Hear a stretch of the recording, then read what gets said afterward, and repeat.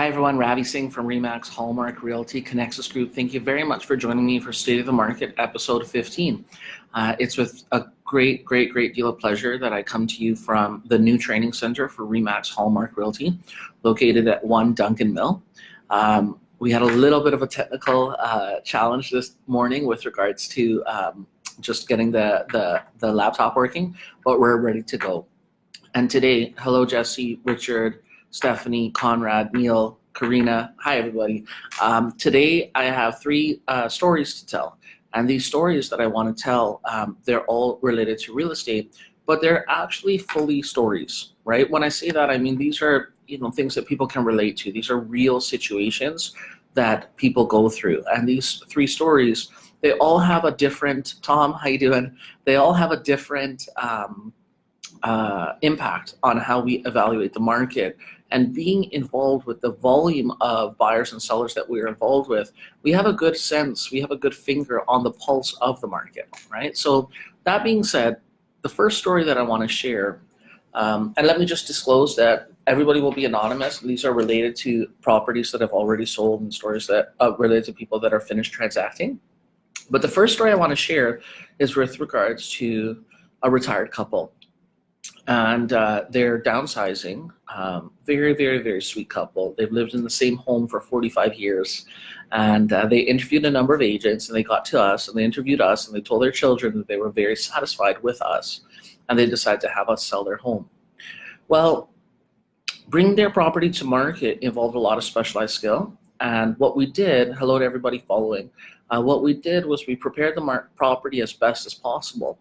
And in that particular pocket, what was really important was to prepare it well and then price accordingly. And this is just some advice to sellers.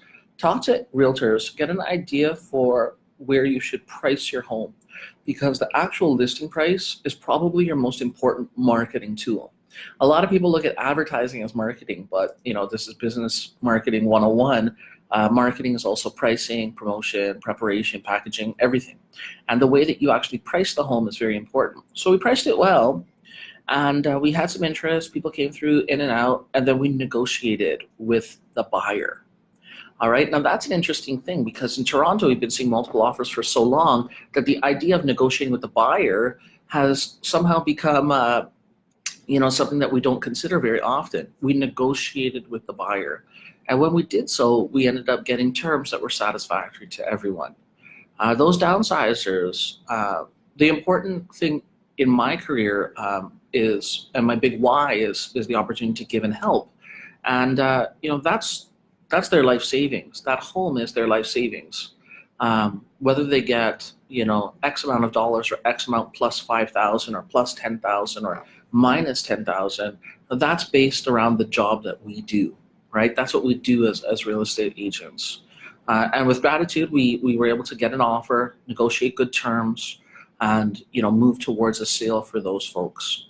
The key thing that I want to drive home is, first and foremost, if you're a buyer, find out what the terms are that you can potentially negotiate.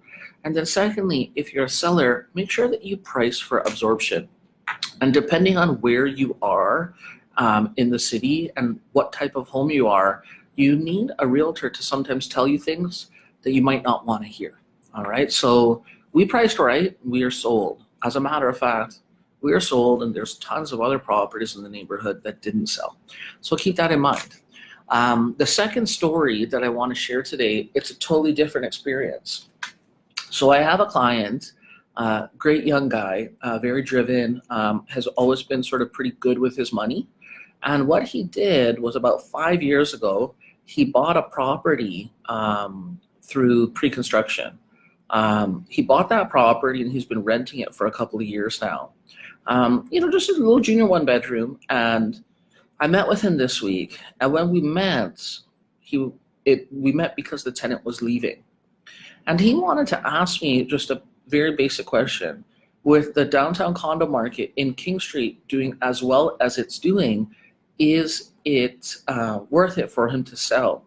And what we did is we took a look at what we call the opportunity cost, meaning what's the opportunity that he's missing out on if he keeps this property? And he can't find a better option for his money. All right, now think about that. He has a property that's cash flow positive with a great tenant that he bought about 5 years ago that is now sort of running itself. And my explanation to him was, don't sell the property unless you have a better purpose for that money. I likened it to, you can have steak once, or you can have milk every day, right? And he opted for the milk. Keeping that property and generating more equity, and keeping that property and hopefully seeing the appreciation continue, the principal pay down, and collecting cash flow month to month. There's no need to sell, so there's no reason to sell. The other thing with regards to this particular client, he just bought a condo that him and his girlfriend are living in now. The goal is to build equity in both of those, to continue building equity in both of those properties so that in 5 or 10 years when they need more of a home, then they can sell, right? And in this case, it wasn't just a matter of optimizing the return for one particular seller who's downsizing or retiring. It was taking a look at someone's goals, taking a look at someone's financial goals, and seeing how that investment condo, as well as the condo that they're living in, can hopefully generate more equity year over year. Now, that being said, I do want to forewarn everybody watching this video that not every condo is going to perform the way we've seen condos perform this past year. The other thing about the performance of condos is I think that this last year was historically one of the best, with over 20% appreciation in the downtown core, for example. Don't project numbers and don't base your expectations around that. Base your expectations around a 10-year or 15-year average, and base your expectations around the way that the market is changing. By the way, thanks to everybody who's tuning in. Houston, Roy, Ray, Alicia, Mohammed, Clement, Ozzy, hello to everybody. If you have anything that you want to write or talk to me about, you can write it in the comments. But I'd like to get to my last story. And, one of my mentors in the business, I'm just going to tag him here, is Steve Tabrizi. And, he told us in December, when the market had sort of slowed down quite a bit, he told us that the market will move like a pendulum, right? And at that point, buyers were saying, you're going to give me a deal, and sellers were saying, no, you're going to give me my price. And things had slowed down for a while. We're seeing things pick up a little bit, which is a good thing. We're in most regions, in most MLS districts, in most areas that I work, we're seeing what we call a balanced market, not quite a seller's market, not quite a buyer's market. The downtown condo market, obviously a specific different story, but we're seeing, generally speaking, a balanced market. And, he talked about this pendulum and this war between buyers and sellers. Well, it seems like we're in a pretty good place right now to be listing homes. Hey, Alex, Karen, Trav, how you guys all doing? So that brings me to the last story that I want to share today. And then, as always, one thing just about mindset or marketing or something at the end. So this last story has to do with a very, very, very sweet couple who in April of last year purchased a home. There was no multiple offers, but they ended up paying just slightly above asking price right at the peak. And then they had a property to sell. And unfortunately, the realtor that they hired at that time, and just the function of the market at that time, that property did not sell. They found a solution to secure the purchase of that property that they bought under a multiple offer story, because they had bought firm. They found a solution which included some creative financing story and different sort of ways to borrow in order to close, because the equity in their first home they didn't have because their property didn't sell. Long story short, they got involved with me, and since then the property has sold. Okay. The light at the end of the tunnel for them has arrived, and we've made a success of their story. If you are in a situation where you can't find a solution in anything, find the people who can give you solid answers, and don't be bullheaded or ignorant or closed-minded to the solutions that may make sense. All right, we've dealt with a changing market. We've seen a market shift in many different areas. What that means is people have not gotten the results that they necessarily want. And what that means for us as real estate agents is we have to tell people the things that they don't necessarily want to hear. So, if that's the case, and you're a client, a buyer or seller, listen carefully and make an educated and informed decision. All right, that's the three stories that I wanted to share. So we have the condo investor who is holding on to his property. We have the downsizer who's retiring and was able to get something sold in a balanced market. And we have the clients who, unfortunately didn't get sold and are now sold. The lesson there was find the solution and work through all the different scenarios and find what's the optimal solution. As always, I really enjoy the opportunity to share via social media this Facebook Live show. We're going on to about 11 and a half minutes. And, the goal really is to deliver value with regards to real estate.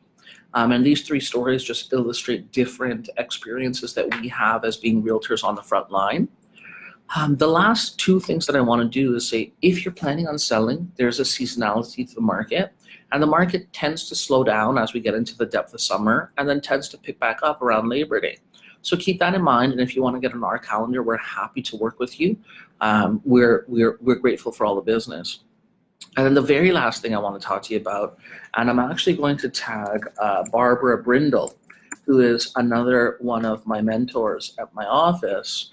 Barbara, she just caught me in a parking lot and her license plate says grateful. And, I've been doing a lot of audiobooks and doing a lot of listening to a lot of different things. And the idea of gratitude is a tremendous, tremendous source of strength. I just wanted to voice my gratitude for all the opportunities that have come my way and even the challenges that have come my way. I'm grateful for it all. And if you are interested, seek out, there's tons of books, but the one that I'm working on right now is Tony Robbins. And he's just got some great, great, great content that is very applicable to life. Anyhow, thank you very much for tuning in. It's been a pleasure to speak to all of you today. There's a lot to learn with regards to real estate, and I consider myself a student of the real estate industry and the real estate market. I'm merely just echoing back some of the things that I've learned in the last 15 years. If you'd like to get a hold of me, or if you'd like to involve myself and my team in terms of your buying or selling process, please reach out, send us a DM, call us, email us. We've got some pretty exciting things coming down the pipeline. And as always, thank you for tuning in. Thank you for listening. This long weekend's my daughter's birthday, so we're going to take a little bit of a time out, hopefully a little bit. You know what? We'll see you after the long weekend. Happy Victoria Day. And as always, anything you need real estate, let us know. Bye for now.